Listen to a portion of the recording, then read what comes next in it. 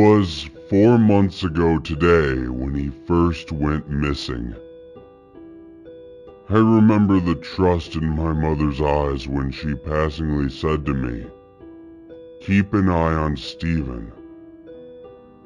We were just heading to the corner store a few blocks away and there was really no reason to be worried. I was always the responsible older brother, and we lived in a very safe neighborhood. But I am only 15 and I'm not perfect. I think back to that day often. There was a girl at school I had a huge crush on, and she happened to be walking through the parking lot of the convenience store. She looked at me and actually smiled.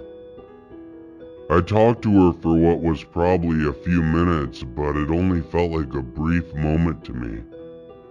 My 9-year-old little brother was the furthest thing from my mind.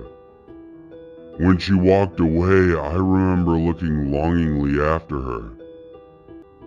Her perfume.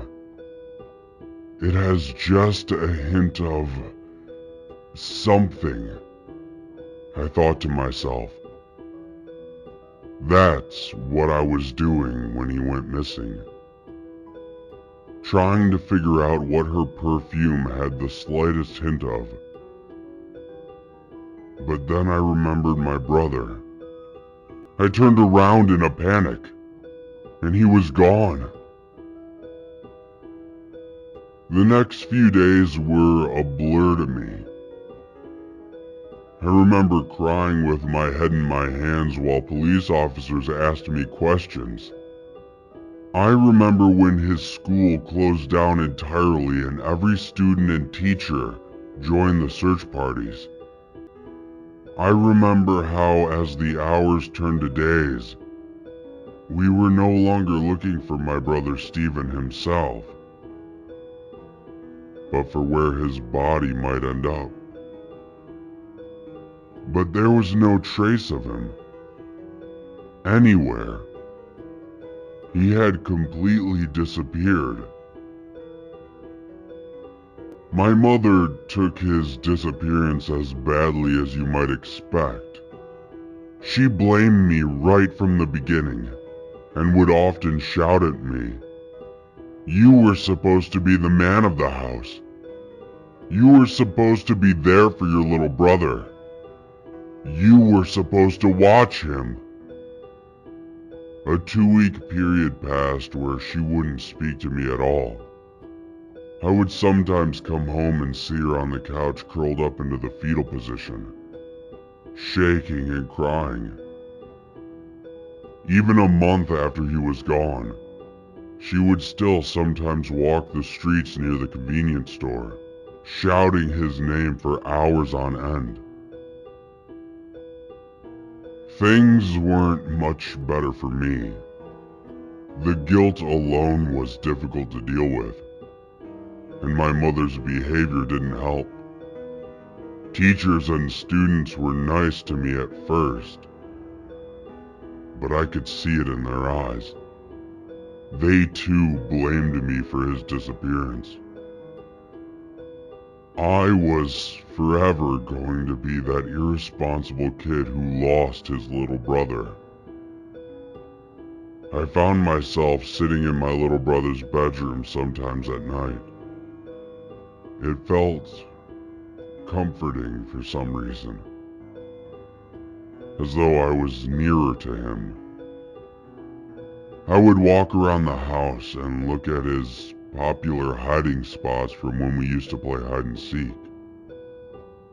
A dark corner in his closet was his favorite spot. I found myself looking there often, somehow expecting him to just be there. "Steven, where are you?" I'd whisper. I half expected him to answer back, but he never did. After 3.5 months, my mother and I had all but given up on finding my little brother. Things had improved a little bit, and my mom was speaking to me again, but it was obvious that things would never be the same between us. We were already starting to speak of Stephen in the past tense. Stephen is such a good kid. Got replaced with Stephen was such a good kid. The police and the town in general were very active in the search for Stephen for the first week, but it had slowed down considerably. I didn't think the police were really looking for him at all any longer, which is why it caught us by such a surprise when the knock came from the front door. I looked out the window and saw 3 police cars. The walk down the hallway felt like slow motion. I ever so slowly opened the door, expecting the worst. An officer looked down at me, but there was actually a hint of a smile. He was holding the hand of a little boy. My brain couldn't immediately process it. I realized it's a pretty strange reaction given the circumstances, but I was sort of functioning on autopilot. "Oh, hey Stephen," I said. "Hi," he replied.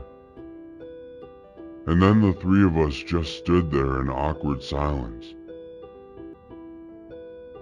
I don't know how long it would have lasted, but it was broken by a piercing scream from behind me. My mom crashed down the stairs, shrieking all the while, and grabbed Stephen. She spun him around, touching his head and shoulders, as though she didn't really believe he was real. Then she picked him up, clutching at him, and started crying. Stephen was also crying at this point. And then the reality of the situation finally sunk in for me, and I grabbed a hold of them as well. The 3 of us crying in each other's arms. We were whole again. We were a family again. It ended up being the best scenario possible, given the circumstances. The man who kidnapped Stephen wasn't a pervert or a violent psychopath. He was a lonely man, whose own wife and son had died in an accident a couple years ago. He had partly lost his mind in his depression. Stephen was his replacement son, and was treated well the entire time. It was the kidnapper himself who turned himself in. After 3.5 months, he could no longer deal with the guilt of what Stephen's real family was going through. Given all that, it's surprising how quickly we fell back into old routines. He's only been back for 10 days. But it was like Stephen had never really gone missing at all.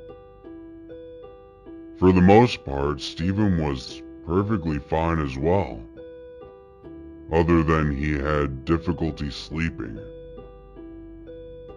He would often come into my bedroom in the middle of the night and wake me up. Sometimes we just talked. Sometimes we played video games. Sometimes he would just go back to bed on the couch next to me. But then something strange happened last night.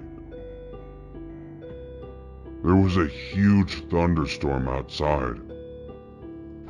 And at about 2 a.m., Stephen came into my room. He said that he couldn't sleep and wanted to play Xbox. I didn't mind. It was the least I could do after all. The storm was getting pretty bad, and sometimes the light would flicker a little bit. I looked at my brother. You know, Stephen, I've never apologized about that day. I'm sorry. I should have been more careful. He stopped playing, and he looked at me. He was right about to speak, but then the power went out. We were in complete darkness. And maybe my mind was just playing tricks on me, but I could see a faint shadowy outline of my brother, and it looked as though his limbs were bending and moving in impossible ways. He was hunched over, moving around the room in jittery-like motions. Stephen, I said aloud. And that's when it happened. My skin crawls just thinking about it. It was not my brother's voice that answered me. It was a grown man's. And it sort of echoed. It didn't even sound human. I am not Stephen, he said. My eyes had adjusted to the darkness better, and I could see a little bit clearer. It looked as though his legs were wrapped up over his head, and he was somehow moving on the ground with his hands. He was moving closer to me. And then, the lights came back on. In an instant, Stephen was back to normal. I asked Stephen what the heck happened, but he just denied everything. He claimed he didn't say a single word in the dark, and that he didn't even move. He then said he was tired and was just going to go back to his bedroom. But then, something even stranger happened as he left. He stood at my bedroom door and looked back at me. Vanilla, he said. What? I replied. Her perfume. It had just a hint of vanilla. And then he closed the door. So, I have no real idea how to proceed here. I never told anybody about the perfume. How could he possibly know what I was thinking when he went missing? And the bending of his limbs. Him speaking in a man's voice. Him denying that he even is Stephen. I can't tell my mom. Hell, she wouldn't believe me anyways.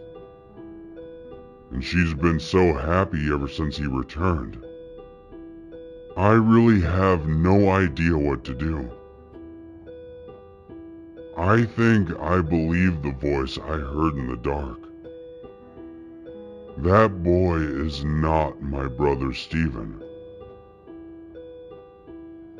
I don't know who or what he is, but I'm going to find out. And for the real Stephen out there, if you're even listening to this, that is, I'll find you, buddy. I promise. I'm going to find you.